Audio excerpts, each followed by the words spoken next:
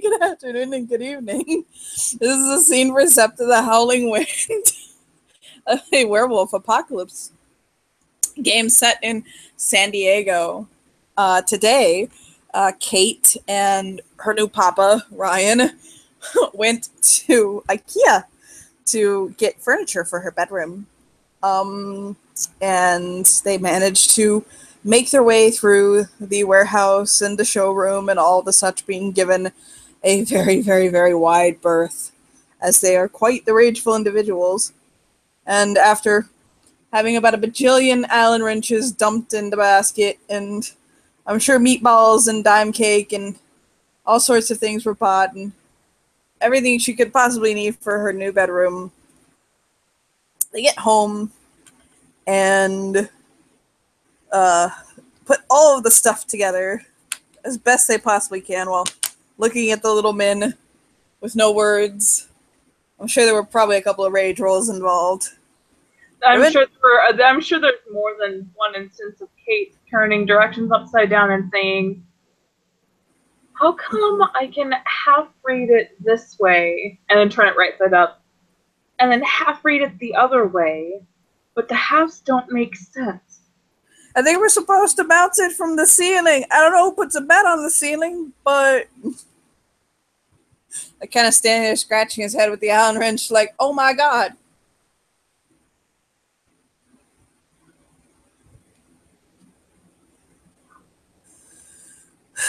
He'll just blink. That's when Kate uses Google, because apparently she's been convinced that Google can solve just about any problem. And so far, so good. I mean... Jesse notes the second search result. His brows go up and he looks at her like, what? He'll just kind of shake his head and he's like, I'm gonna order pizza. We're taking a break. Hold his hands up like, oh Lord.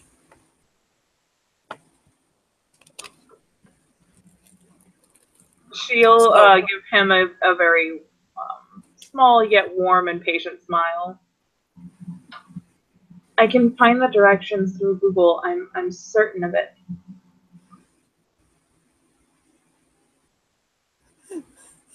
He'll flop back down on the floor, full spread eagle waiting.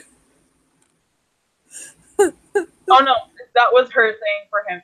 And she'll look at him and say, oh no, it's going to take a while. You should probably order pizza if that's what you want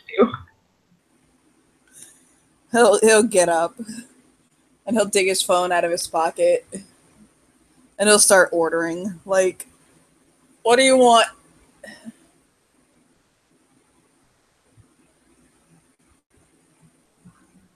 She blinks at him.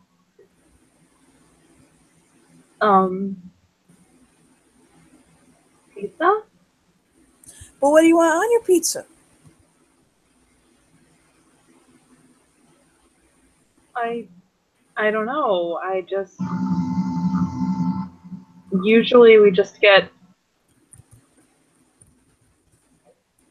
lots of different meat options with a lot of cheese, and then there's some sort of tomato sauce. It's just... So you want a supreme? Oh, you want a meat lovers with extra cheese? He'll nod. She'll shrug, if that's what that's called. I thought it was just called pizza. Well, I mean, you can put a bunch of stuff on pepperonis. You can put pineapple. You can put anchovies. Some people put olives. She frowns. I've heard. I've listened to people order pizzas, but I've never really participated in it. I was just happy with whatever. So what's your favorite pizza? anchovies, black olives, and white sauce. This is probably not something that'll be to your liking. Sometimes a little bit of red onion and green pepper, but I got really weird tastes. You could go with the Hawaiian if you wanted.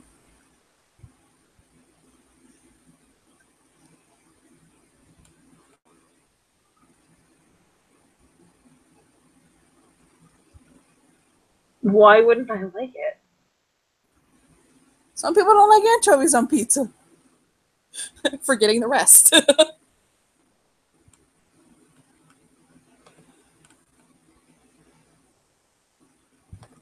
How about we get one of those and we get a meat lovers? She nods. Okay. So he'll order like that, like the one he said, and meat lovers, and breadsticks, and like wings, and like he's hungry apparently, and soda and dessert pizza.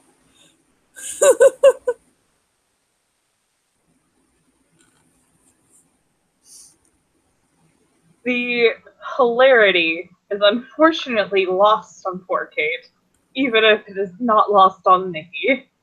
Best part is this is 100% serious for Jesse.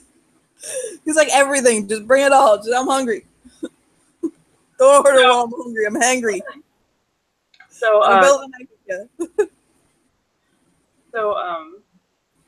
Kate will resume going to, as she would put it, the Google website and using it to search for instructions on how to proceed.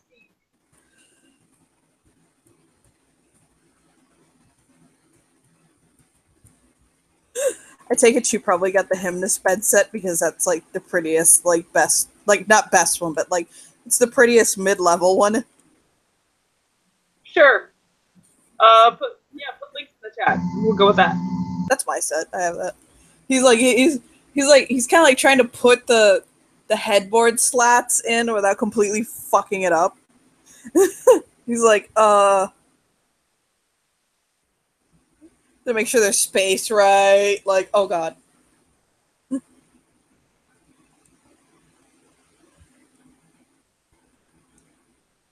I think this is why the Scandinavians are so much more advanced than us. They can build this stuff. She frowns. If they were so much more advanced than we were, wouldn't they be able to make their directions readable by anyone? I think that they come like that because it's sold all over Europe.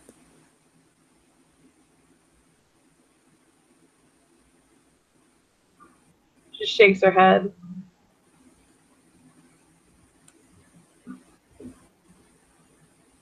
That way you don't have to translate in between this stuff and that stuff. Like, IKEA is a pretty big brand, you know. She nods. Finally, she just puts the phone down, accepting that this is a break.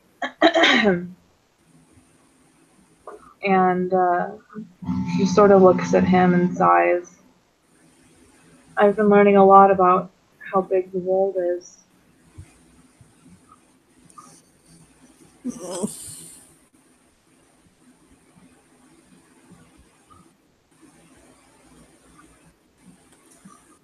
I'm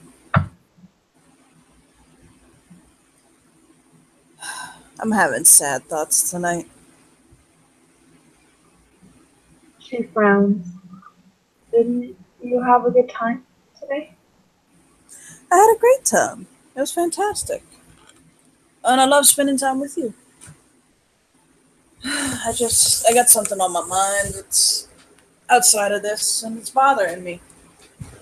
And it's not something that really should be bothering me. I just gotta let it go.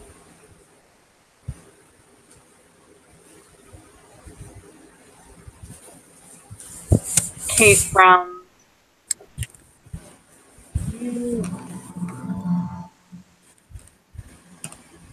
You always say you're here for me.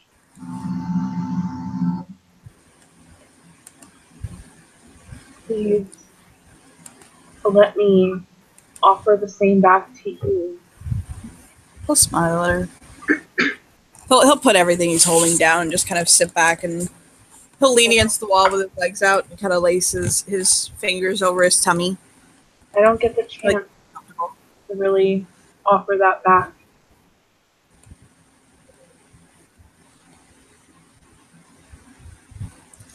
I had a little bit of a crush on somebody in the Sept. And bring up the courage to talk to him, to approach him, but I don't think I'm gonna.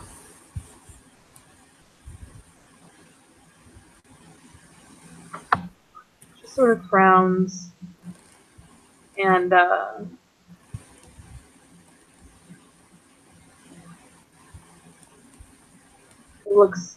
she looks down to the ground thinking,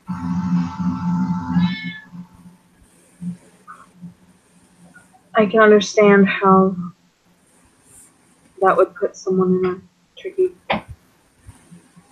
position. Well, I mean, I got two good reasons, you know? I mean, one, I don't think I'm ready to be in a relationship, you know?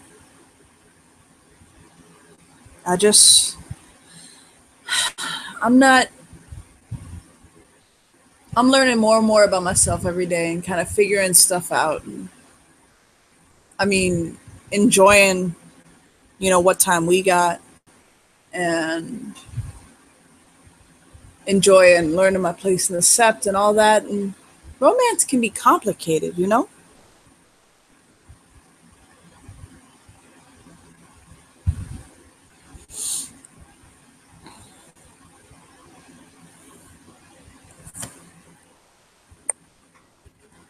She she nods. On top of that, oh, go on.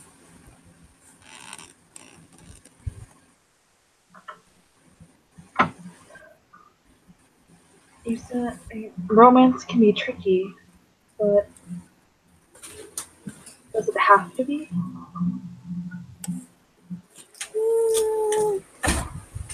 I think that the way that we like to express the ideal of it is that it's not, that it's this amazing, beautiful thing that.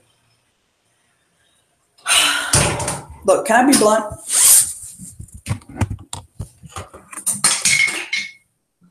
She nods. Yes, of course. Give me one quick second, okay? I have to put something down.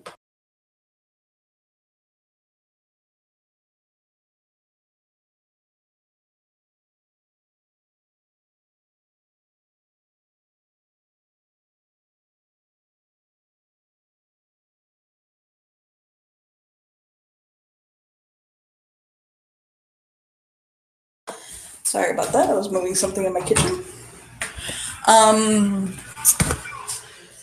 He'll chew his lip and he'll say, well, to be blunt, relationships aren't about. Love isn't about relationships, and relationships ain't what love is about. Not romantic intentions. I don't mean the love you have for your parents, relationships you got between your family, stuff like that. I mean, when you want to be with someone, and in an invested way, you know what I mean? As a partner, as a lover, those sorts of things. I think that too often people rush into relationships not realizing, think a moment, not realizing that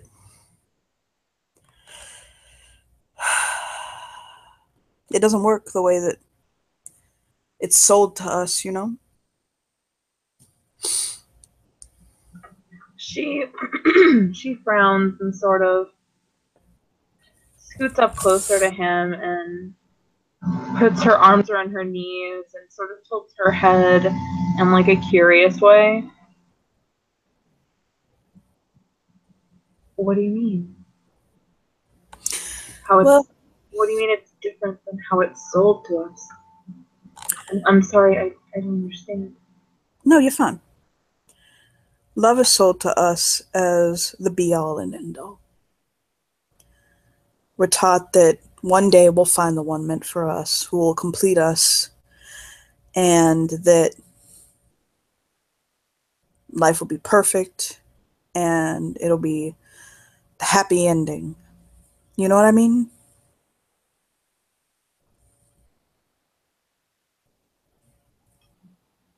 She actually shakes her head and frowns when she says, I wasn't taught any of that.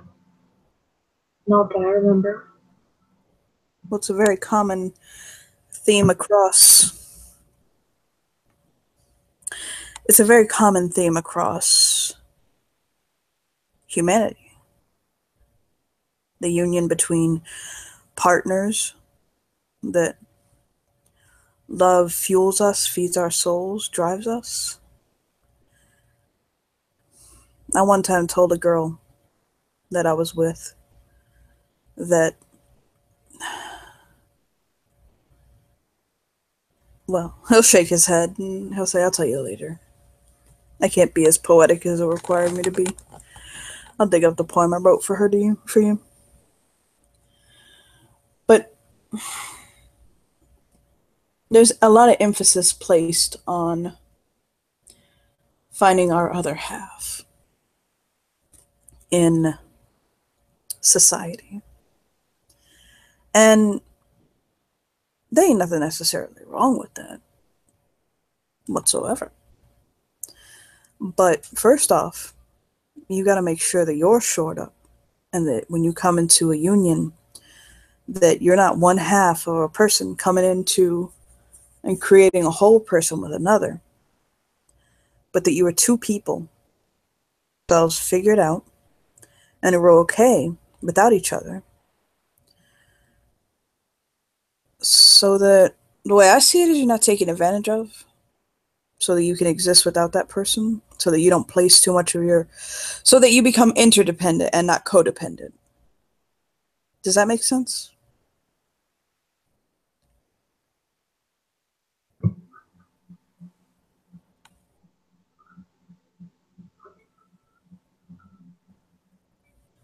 She nods.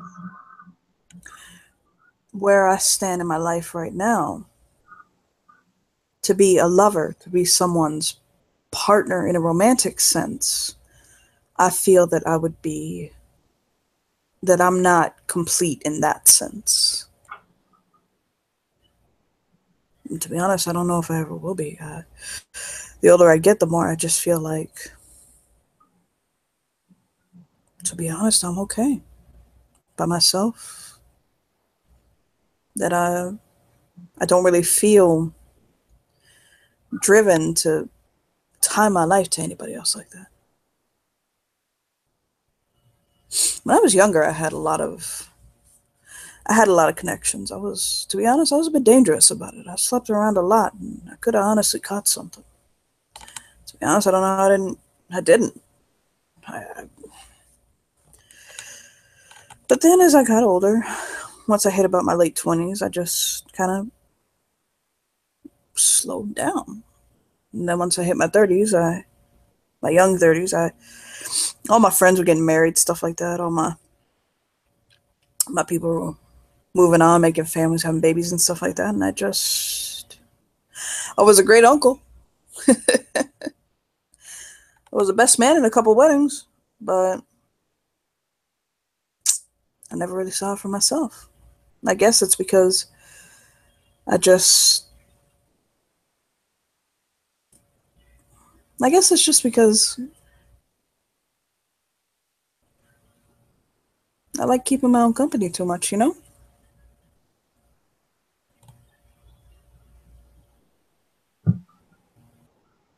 She nods, and it's easy for Jesse to tell that. Sorry, it's easy for Ryan Reynolds to tell that Kate is very deep in thought. To be honest, I'm just happy to focus on you for a little bit.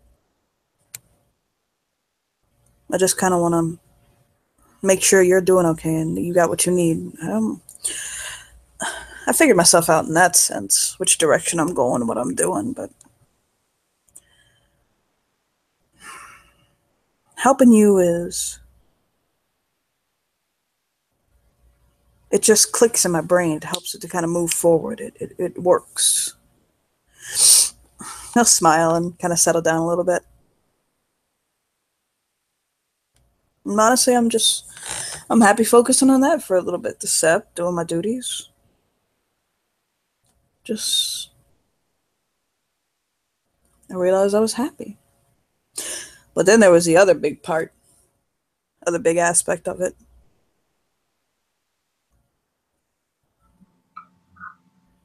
She frowns and says, "Do you mean the litany?" Oh, yeah. He's Garou. And I know two men Garou can't really mate, can't make no medicine out of it, but still, you gotta think of the example you're showing the younger Garou, and what you're putting out into the sept. And if you're saying it's okay for me, but it's not okay for you or somebody else, then that's, to me, I don't know. I don't feel so comfortable with that, Even if it's different circumstances, I may not necessarily take it the wrong way if I see two men or two women Garou together. I would. It's a hard subject, Kate. A really hard subject. She sort of just shakes her head and shrugs. Her brow is still furrowed. It's mostly just deep in thought, less of a frown. The way that people interact with each other, their intermingling lives and relationships, it's so complicated. How can any one answer be right? Well, you have to understand. With that, with the first law of the litany, those sorts of relationships,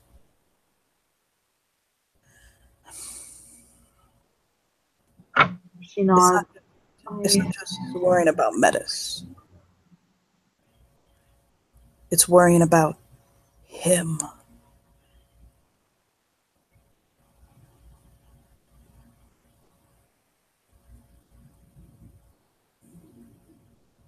You don't know about him, do you? If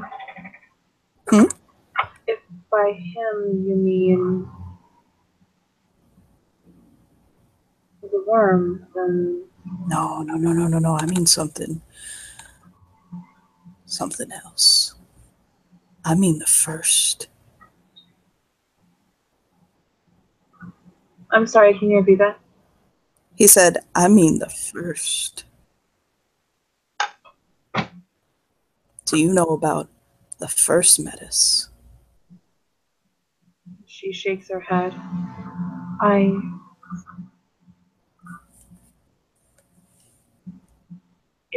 If Dazzle's the teaching of the first Metis, then I don't remember it very well. I'm sorry. I learned a lot so fast. Papa gonna tell you a story.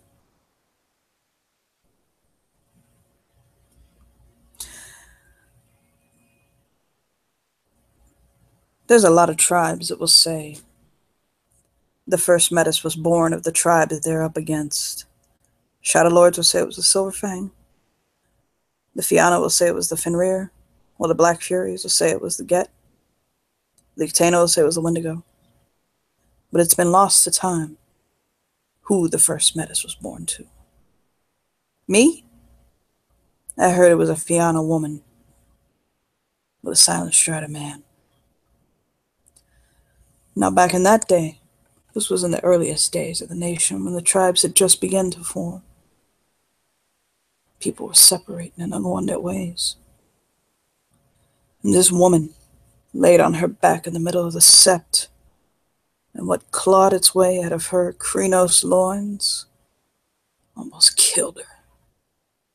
Blood dripping from her thighs. This deformed creature fell out of her body, hairless, white as the moon, eyes red as blood, and twisted. Sends a chill up my back thinking about it.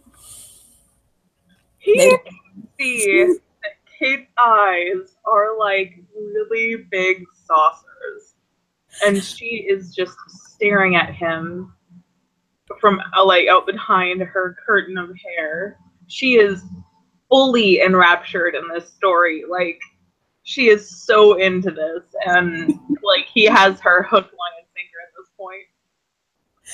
Now, they had no idea what had happened or why she birthed this abomination. But when they went to kill the child, to send it back to the hell it had come from, her lover ran forward and said, "Do not harm this child. He is mine." And they realized that he himself was Garu as well. So they realized that it must have been the strength of the blood that had twisted the child. So they cursed the child's parents to raise their son in the sept, as it could not leave. It was born deformed, and cursed to wear the Krino skin, the warm form from its mother's loins. Many years had passed, 10 to be exact. And they didn't know what to do with the child. It had recently gone through its first change. No tribe wanted to claim it. No one knew what to do with it, and the leader himself, in front of this twisted, misshapen child's parents, said that its life was in the hands of the elders.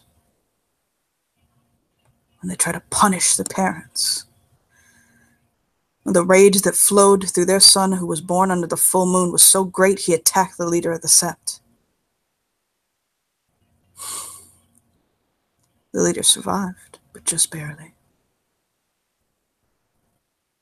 The sept decided that they would do the worst thing to do to a wolf, and they cast him out. So not only was this misshapen creature the first Metis, but he was also the first Ronin. His parents killed themselves in each other's arms in their grief. And in his grief, he ran right to the worm's arms. His hatred for the people who had turned his back on him had led him to fall deeper and deeper into the enemy's clutches.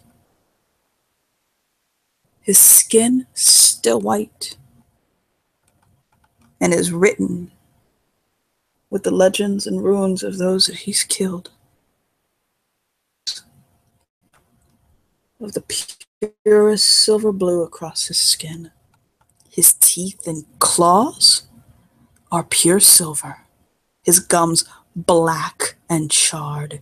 His fingertips peeled back from the constant agony that burns him. And the worst part is, he is very real. Granted immortality by Father Worm to roam as his agent on the deepest nights. And he has struck, and he has killed members of the nation. And he is out there.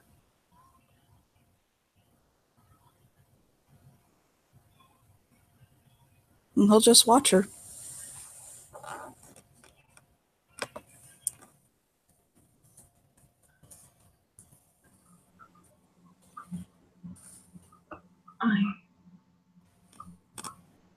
I had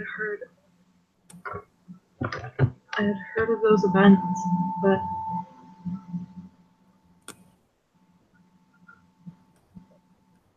never like that. That's why you need to be careful about the first law. That's why people need to be careful about it. It's often neglected. People start thinking with, they think they're thinking with their hearts. But I don't think the first bit of a romantic relationship is like that. I think you don't see each other with your true eyes. You know what I mean?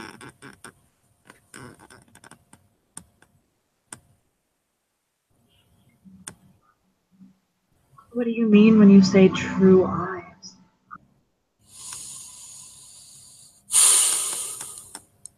I think that as much as we try to forget, at the end of the day, we are compelled by a biological imperative to propagate our species, come together and create the next generation. And so we will, on a bit of a biological level, sync with somebody. We'll love them in a way that love is, it's the love of a purpose. Do you know what I mean? Does that make sense? She will nod. It does. So you see this person that you love, but the drive behind that love, you have to ask yourself, is it the kind of love that will fuel you through the future, will take you past the nights and the sweet nothings and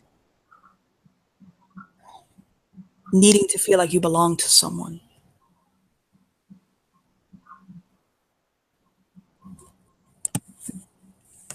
Romantic love is probably one of the most complicated loves out there. And it fuels us and feeds us and inspires some of our greatest passions and arts and works, books, movies, music. God, some of the most beautiful things ever made were inspired by love. But at the same time, so were some of the most tragic things.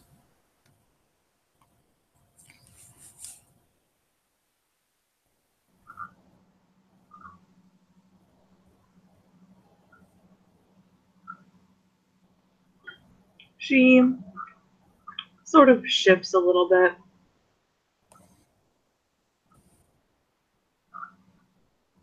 Thinking about this very deeply. Eventually she turns her head and she says,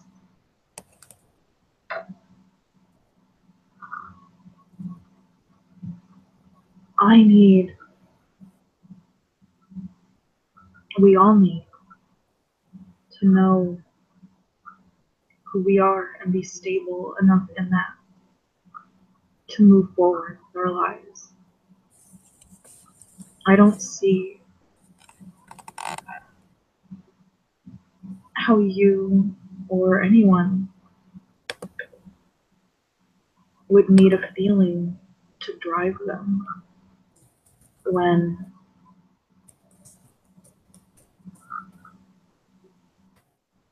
they need to find their drive from inside themselves, not about or for anyone specific. She stops. If you live for someone else, then you're not you. Mm-hmm. Now, you can be motivated by somebody else. You can find your strength in somebody else or other people. But you can't live for someone else. You have to live for yourself in the end. And you always you have to make sure that you're accountable for your heart.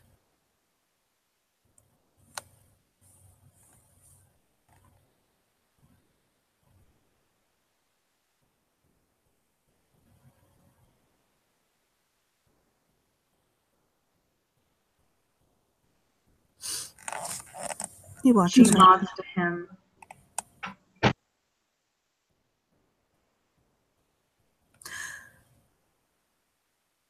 Do you need me to elaborate on that?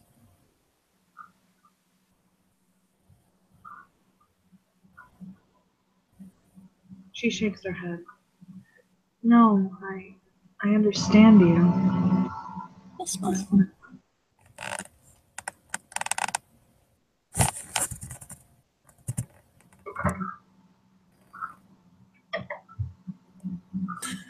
Are you Are you worried about me, Jesse? Sorry, Ryan.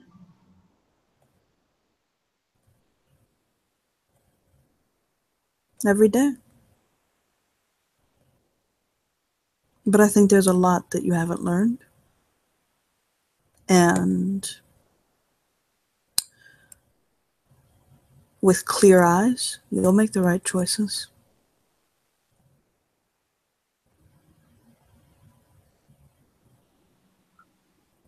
Do you trust me to have clear eyes?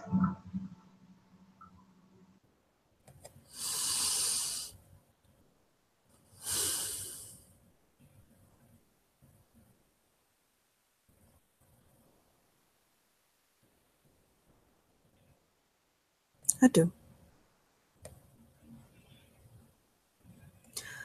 Where I worry with you is you don't like to hurt people, especially people you care about. I don't blame you. And sometimes I worry that might hurt you yourself.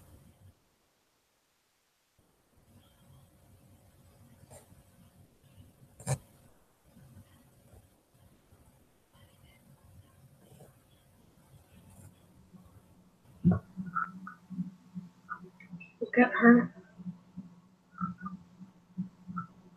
We get hurt and we continue on. You can try to prevent it, but no matter what you do, at some point, someone's going to get hurt. It doesn't matter how big or how small.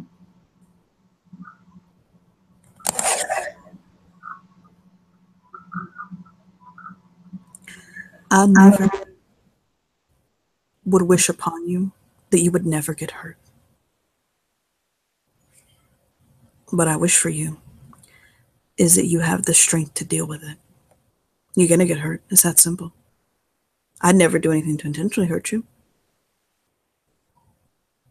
I would only do so much to stop you from getting hurt. You got to learn. And you got to learn to pick yourself back up. There are some things I can't pick you up from.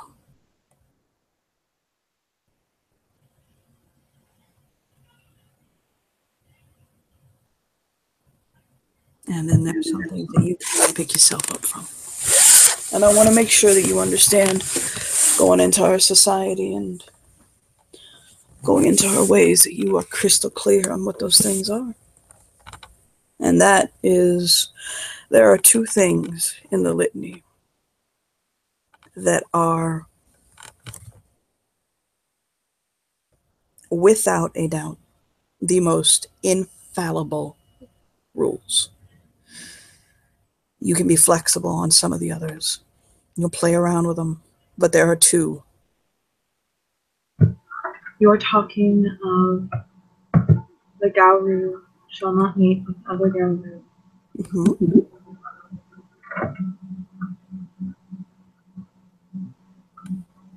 And the combat the worm wherever it lies. No, that's not it.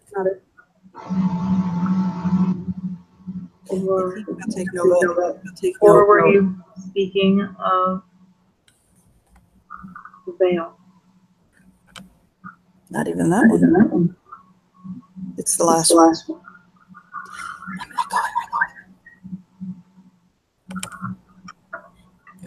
It's you shall take action to cause appearance. She nods. I knew what the last one was. I just.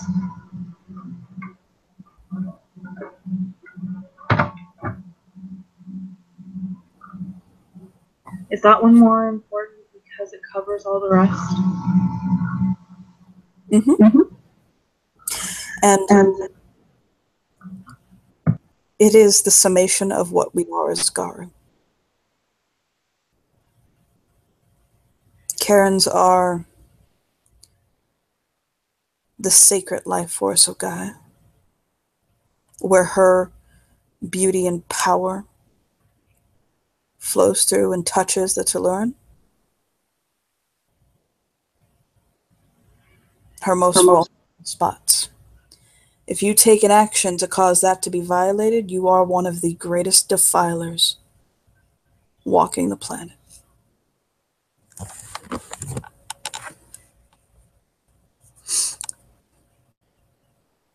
No, but the first, not only do you neglect your kinfolk and those what could have been, which often happens too much, we, as a people, have treated our kinfolk shamefully at times. And they are precious to us, and just as precious to Gaia. And by laying with another Garu, you stain that. Especially if you bear seed of another Garu. And you are Garu. But beyond that, you bring into this world a child that will always be hated. And hate is where the worm dwells. That destruction of the soul. That being born less than everyone else. It's a damn shame how we treat Metis. And I don't like it.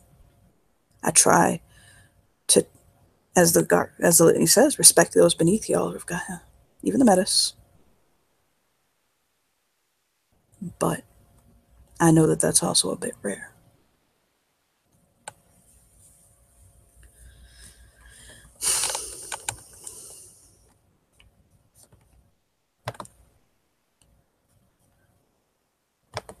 All Kate can do is fall into silence and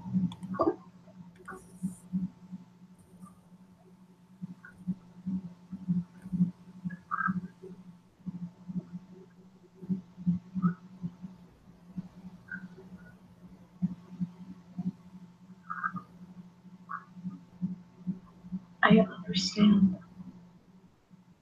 Litany, I do.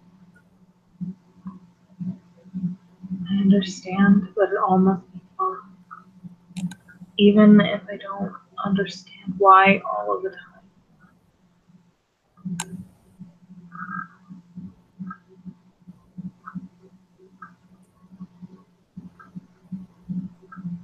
I would never do anything to break it.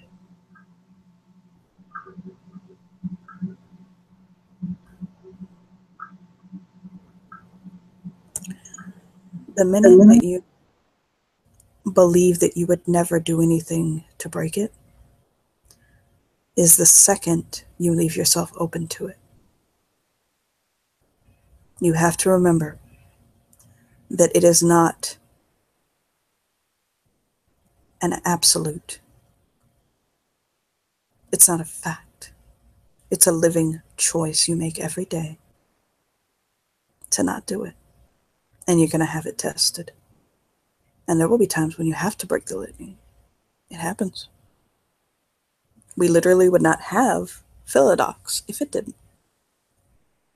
And the worst part, you know what the worst part is, Kate?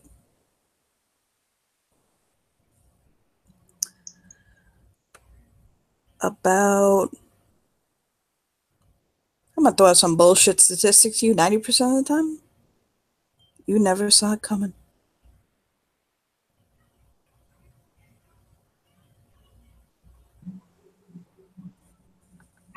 Don't prepare for something you don't see coming.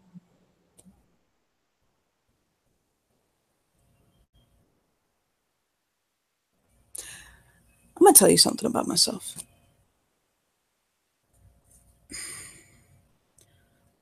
I have enjoyed, in the past especially more so, but here and there now,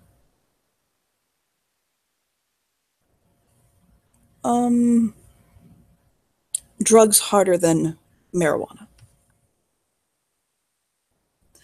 I've done cocaine before. I've done uppers. I've done downers. I've partied around with some party drugs, ecstasy, things like that. I don't do them anymore. I stick to marijuana, peyote sometimes. I drink, smoke cigarettes. There you go. That's what I do now. But in the past, used to do cocaine, used to do ecstasy, time to time. Don't touch them anymore. But you know what the one drug I never touched was?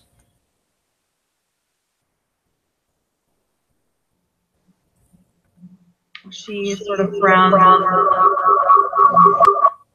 Lord. Right? She frowns and shakes her head. The one drug that I could never do because I'd seen so many of my tribe's fellows fall into it was narcotics.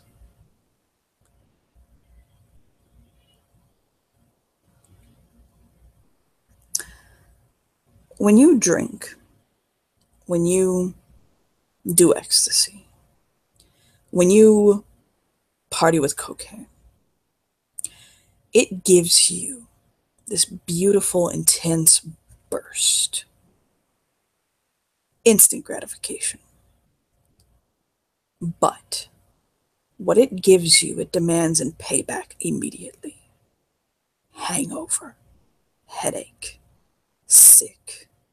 You just feel horrible. Like that first night, withdrawals and everything.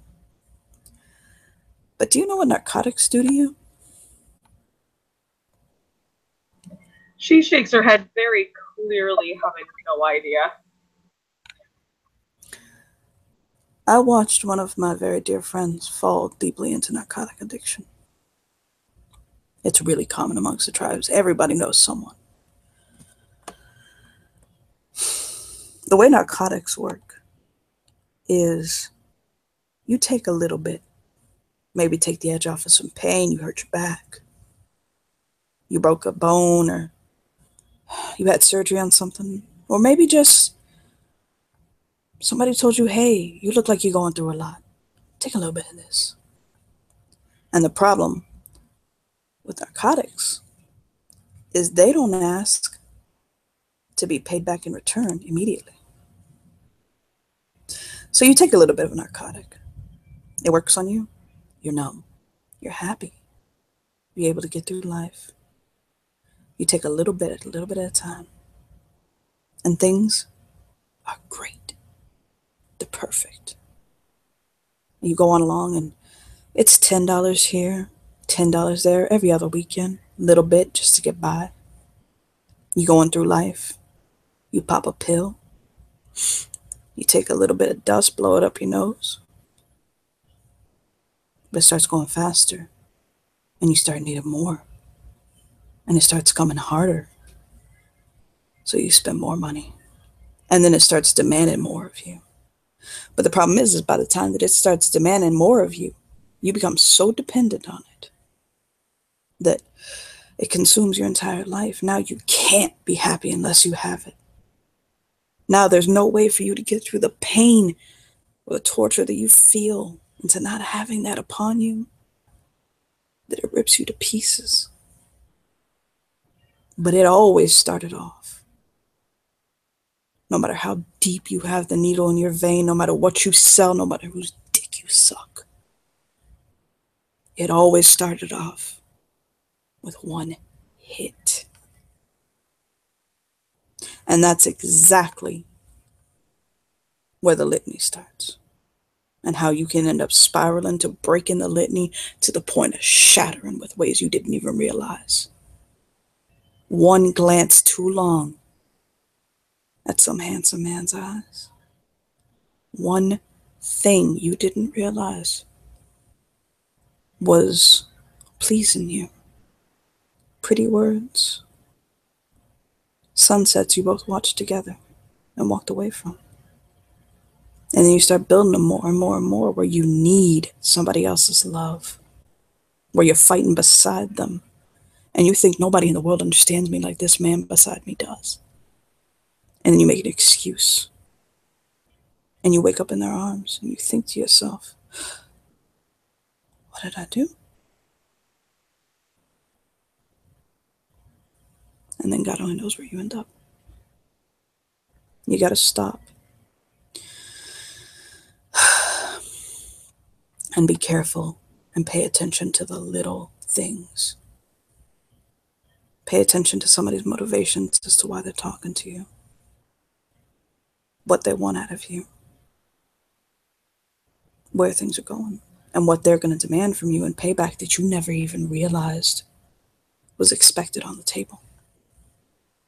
Because it happens. Oh, it does.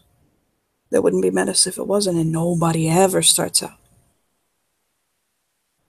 knowing that they were going to do that. And he'll just lay his head back, letting her process all of what he just said.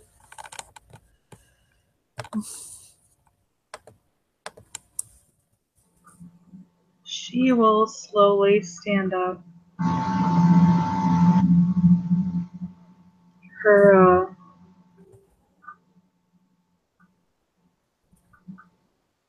body language unreadable.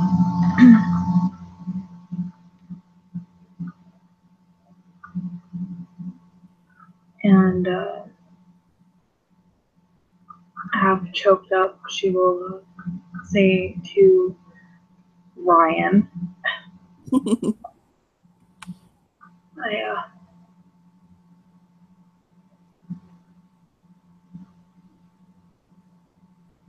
I'm gonna be in my room.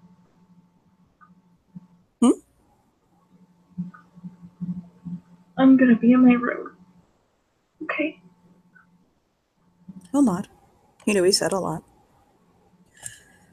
I'll let you know when Pete's.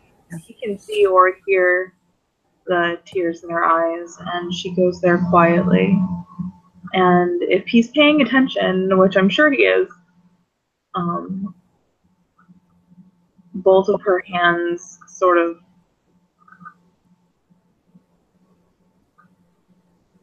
clutch at the necklace that's hanging around her neck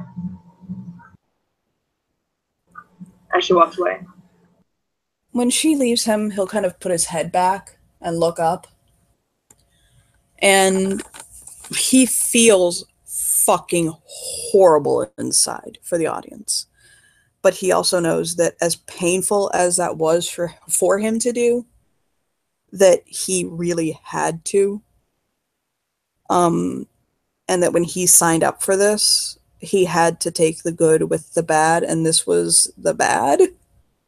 Having to hurt her or tell her things that he didn't necessarily want to have to tell her, but she needed to hear. Just having to face it he has to process having to do that. So he just sits there and allows the moment to pass, actually. He understands that he got his point across. It's clear. She took the lesson. And now he's just trying to come back down from that. The second that she steps in the door, she closes it behind her and shifts to wolf form to Lupus and sort of takes the necklace in her teeth because it's not, because it falls off of her. Mm-hmm. And she sort of lays on top of it in a corner, putting her head on her paws. She has a lot to think about, and There are so many emotions that are just reeling through her that she's never had to deal with before. So, ladies and gentlemen, it will take a long time for her to process. Yes. I think we can end our scene there. I agree. So, thank you players for playing, and thank you watchers for watching.